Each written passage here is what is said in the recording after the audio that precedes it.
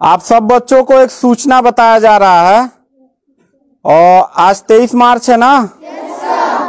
तो भारत सरकार का तुगलकी फरमान जारी हुआ है कि आप सब बच्चों का विद्यालय फिर बंद किया जा रहा है क्योंकि कोरोना बढ़ रहा है।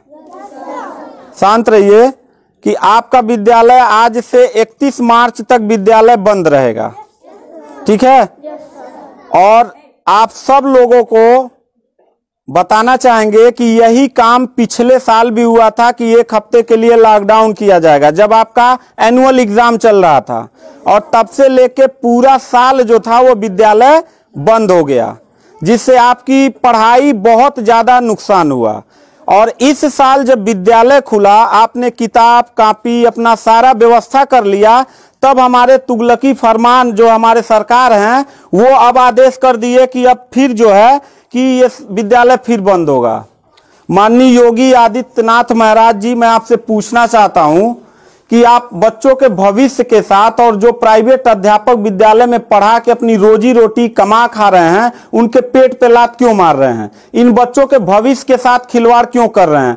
ठीक है, कोरोना अगर बढ़ रहा है, विद्यालय बंद था, पूरे साल में किसी एक अध्यापक ने, किसी एक प्रबंधक ने कभी भी विद्यालय खोलने के लिए कोई धरना प्रदर्शन नहीं किया और हम लोगों ने पूरा सपोर्ट किया। लेकिन बीच में अगर कोरोना फैल रहा है तो मैं आपसे पूछना चाहूंगा कि जब गोरखपुर महोत्सव आप करा रहे थे तब कोरोना फैल नहीं रहा था।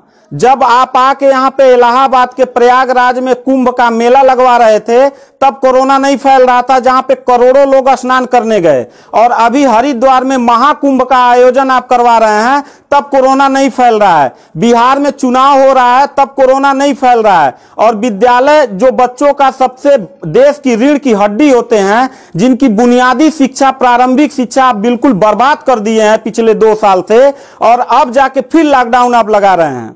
तो आपसे पूछना चाहेंगे कि बच्चों के भविष्य के साथ आप मैच क्यों खेल रहे हैं? ये जितने भी बच्चे हैं, अगर 1 मार्च आप 1 अप्रैल बोले हैं, 1 अप्रैल तक अगर विद्यालय नहीं खुला तो इन सारे बच्चों को लेके मैं रोड पे बैठ जाऊंगा। ये मैं आपको खुला चैलेंज कर रहा हूं, क्योंकि बात सिर्फ मेरे तक का नहीं है, इन सारे बच्चों का भविष्य है।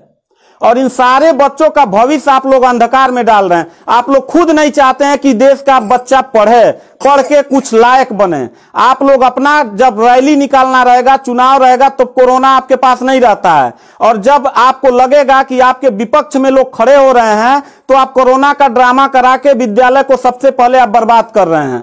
आप बताइए, विद्यालय में, आप गोरखपुर जिले में 193 लोगों ने अपने विद्यालय की मान्यता निरस्त करा लिया। जानते हैं क्यों? महंत योगी आदित्यनाथ जी, क्योंकि वो लीज पे चलाते थे और उनका भाड़ा हुआ करता था 40 हजार 45 हजार रुपया मंथली हुआ करता था। वो भाड़ा न चुकाने के वजह से, चूंकि मालिक को भाड़ा चाहिए, उन लोगों ने अपनी मान्यता निरस्त करा दिया। और सरकारी जो स्कूल है उनकी हालत तो पहले से मतलब खस्ता हो चुकी है। तो ऐसे कंडीशन में गार्जियन करे तो क्या करे, और हम अध्यापक करे तो क्या करें? ये जितने भी 16-17 स्टाफ हैं, इन सब लोगों की रोजी रोटी चलती है इन बच्चों के और इस विद्यालय के संस्था से। आप लोग हमारे पेट पे प्रहार कर रहे हैं, हम लोगों के व्यवसाय से प्रहार कर रहे हैं।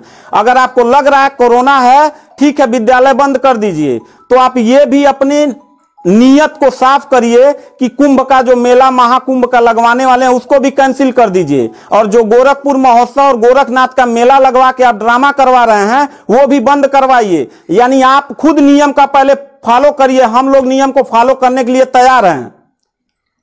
अगर लास्ट में जाते जाते यही कहेंगे, इन बच्चों को, चेहरों को देखिए, इनके माता पिता ने सारे बच्चों का, किनका मोबाइल बज रहा है, साइलेंट कर लीजिएगा सर। इन सब बच्चों के माता पिता ने, बच्चों कितने लोगों ने आप किताब कापी अपना सारा कंप्लीट कर लिए हो? पता है, एक एक बच्चों की किताब कापी 2-2 हजार रुपए की आती है। आप फिर लॉकडाउन लगा दिए, इनकी पूरी पढ़ाई बर्बाद हो गई। अब यानी आपने 1 हफ्ते का लगाया है, आपकी नीयत पे तो मुझे 100% विश्वास है ही नहीं है कि आप करोगे क्या। आप पूरे साल पढ़ाई बर्बाद करोगे। हाथ नीचे करिए। अब ये बच्चे करेंगे क्या? किताब लेकिन के गार्जियन करेंगे क्या? हम लोगों ने पूरा कोऑपरेट किया सरकार को। जितना दिन लॉकडाउन लगा था उतना दिन का मैंने पूरे सभी विद्यालय के लोगों ने शुल्क माफ कर दिया, क्योंकि गार्जियन के ऊपर कोई लोड न पड़े।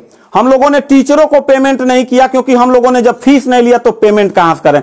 हम लोगों ने पूरा सरकार का साथ दिया, जितना हो सकता था सब लोगों ने साथ दिया। लेकिन अब इतनी कंडीशन होने के बाद, विद्यालय खुलने के बाद आप लोग विद्यालय बंद कर रहे हैं, ये बहुत ही गलत कर रहे हैं। और आपका पॉलिटिकल जो फंडामेंटल जिस पे आप चल रहे हैं कि जिन नियतों पे आपका बर्बाद होने वाला है, मैं लिख के आपको दे दूंगा कि अगर फिर से 1 अप्रैल के बाद, ठीक है, अगर 1 हफ्ते के रोकने के बाद कोरोना भाग जाता तो मतलब 1 हफ्ता आप बंद कर लीजिए, बिल्कुल हम लोग 1 हफ्ता नहीं पढ़ाई कराएंगे।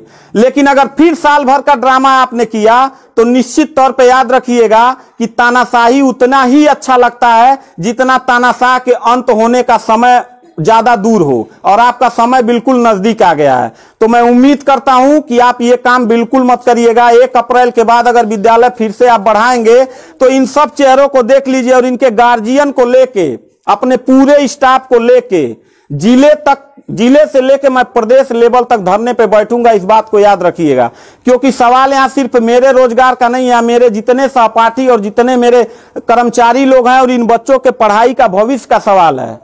तो मैं इन बच्चों को लेकर धरने पे बैठ जाऊंगा, और जरूरत पड़ा तो असंवैधानिक भी हो जाऊंगा। इसी के साथ मैं सरकार से रिक्वेस्ट करूंगा कि अगर 1 हफ्ता में बंद करने से कोरोना भाग जाता है तो हम सब लोग आपके साथ हैं, अगर नहीं भागता है तो 1 अप्रैल से छोड़ दीजिए। हम लोगों को कोरोना होगा, मरेंगे, क्या करेंगे वो हम लोगों की रिस्पांसिबिलिटी है। आपको इतना चिंता करने की जरूरत नहीं है, क्योंकि कोरोना में लॉकडाउन लगाने के बाद खाना हम ही लोग पहुंचाएंगे, लोगों के आने जाने की व्यवस्था हम ही लोग करेंगे, उनके दवा दारू की व्यवस्था हम ही लोग करेंगे। आप सिर्फ ड्रामा करेंगे, सिर्फ थरिया पिटवाएंगे और मोमबत्ती जलवाएंगे, इससे ज्यादा तो आपकी कुछ औकात है ही नहीं है। तो मैं उम्मीद करता हूं कि 1 अप्रैल के बाद आप विद्यालय खोल दीजिएगा। इन बच्चों के भविष्य के साथ आप लोग खिलवाड़ मत करिएगा।